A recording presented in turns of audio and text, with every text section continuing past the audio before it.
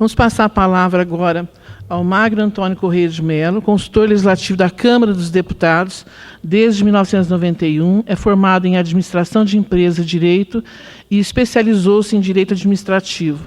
Foi um dos principais debatedores durante a Reforma Administrativa de 1998 e a última Reforma da Previdência Social, 2003. É autor dos livros Burocracia, Modernidade e Reforma Administrativa e Regime de Emprego no âmbito da administração pública e A Face Oculta da Reforma Previdenciária. Passamos a palavra. Esse último livrinho a gente não vai falar sobre ele mais não, vocês fiquem tranquilos. Boa tarde a todos. Eu quero primeiro manifestar minha grande satisfação, minha grande alegria por retornar aqui a mais um evento da Anfip, essa instituição que acompanha a minha trajetória, acompanha a minha vida, é uma das entidades mais próximas ao Sindilege e mais próximas a mim pessoalmente, que sempre tive amigos sucessivos, sempre tive essa honra de sucessivas direções me brindarem com essa proximidade e com essa liberalidade de me prestar um pouco a palavra nesses eventos em que eu tenho criado algumas confusões, né?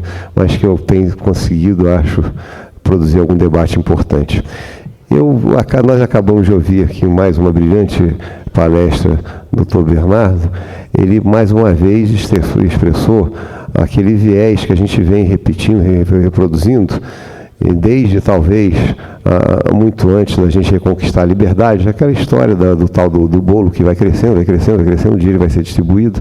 Eu acho que o Dr. Bernardo que passou mais uma versão da história do bolo, e eu queria não ter aqui um enfoque, já que ele enfrentou com detalhes todas as intenções da reforma tributária, da concepção da reforma tributária, eu queria fazer um apanhado mais aprofundado do outro lado desse seminário.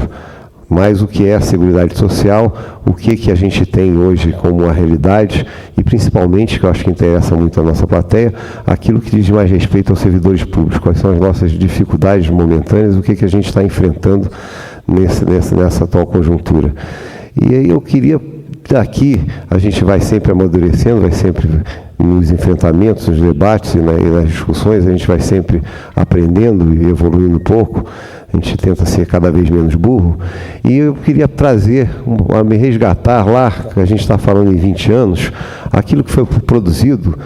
O Dr. Geraldo Campos é um dos participantes desse texto original e que também produziu o nosso regime jurídico único, foi uma figura de proa no debate em relação às questões dos servidores públicos. Eu queria voltar lá para a Constituição, para talvez a gente ver se consegue localizar e situar como tudo isso começou, como todo esse contexto que a gente está enfrentando hoje começou.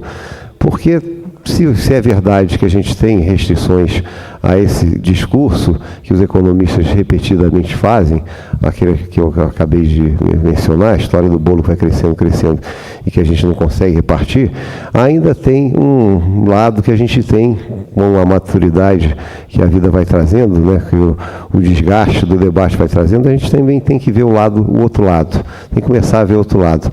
A Constituição de 88, se ela foi um avanço fenomenal, não houve nenhuma outra peça constitucional semelhante na nossa história, ela foi produzida em condições absolutamente peculiares, e essas condições peculiares deram a ela a força que ela tem, e com todas as emendas ela continua sendo esse texto, essa coisa que nos dá uma garantia de que dessa vez o país tem realmente uma democracia sólida, um sistema que não está ameaçado. Ninguém nesses 20 anos sentiu-se ameaçado, sentiu-se...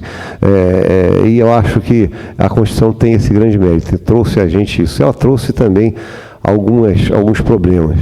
No texto original da Constituição, eu acho que isso houve uma percepção, uma leitura utópica da realidade, claro que houve, é evidente que com tanta pressão e com tanto movimento social, o senador Paulo Paim aqui mencionou como foi feito, como foi produzida a Constituição. Isso era natural que tivesse ocorrido, não é nenhuma anomalia, não é nenhuma aberração, era esperável, que era absolutamente normal que isso tivesse ocorrido. Houve alguns pontos na Constituição que terminaram gerando algumas distorções. A gente tem que admitir isso, passados 20 anos, não podemos ficar mais ocultando os fatos. Na administração pública, todos sabem, a gente tinha uma realidade em que o servidor estatutário era cada vez mais uma minoria. Maior parte dos servidores públicos, na época em que a Constituição foi promulgada, era seletista, inclusive até nas casas legislativas. A gente tem essa história, inclusive nas casas legislativas.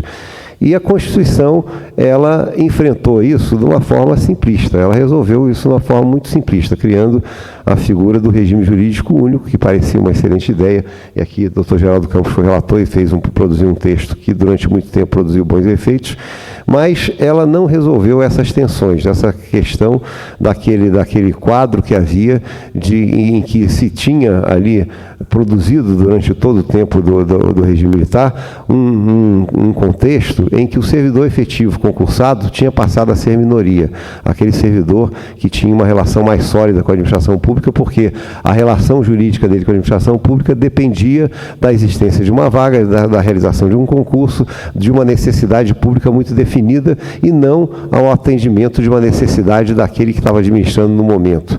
O servidor público efetivo tinha esse viés, mas tinha se tornado, naquela ocasião em que a Constituição foi promulgada, minoria. E a Constituição, e eu volto aqui a dizer, ninguém está criticando os constituintes, porque se eu estivesse lá participando do trabalho, teria tido o mesmo resultado. A Constituição tratou isso de uma forma muito simples, colocou todo mundo no mesmo patamar. E depois gerou uma questão como o nosso regime jurídico único, que passou uma borracha em todo o passado, não questionou a origem, a procedência de cada relação entre servidor e administração pública, unificou todo o sistema e passamos todos a ser parte de um mesmo regime previdenciário, como se todos, a vida inteira, tivéssemos feito parte dessa realidade. E a partir daí se produziu, claro, não tinha como evitar uma situação de desequilíbrio, uma situação de evidente desequilíbrio, porque estavam ingressando na realidade da Seguridade Social do Servidor Público, criada recentemente na Constituição, uma série de pessoas que nunca tinham nem pensado em ingressar nessa relação previdenciária com o Estado. Uma série de pessoas que tinham passado a vida inteira contribuindo para o regime geral de previdência, foram deslocados do regime geral de previdência, ingressaram à beira, muitos dias se aposentar, criaram um enorme passivo, e esse enorme passivo foi sendo debitado à conta daquilo que a Constituição fez de saudável, aquilo que a Constituição fez de bom. A Constituição pretendeu, e ela teve essa intenção claramente, limpar, vamos dizer, usar uma expressão muito ruim, mas que pode ser utilizada, porque ela pretendeu generalizar e tornar regra e não mais exceção aquela relação sólida que eu me referi entre o servidor e a administração pública, ou seja, que todos fossem concursados, que todos fossem resultado de uma necessidade da administração pública e não a necessidade dos administradores.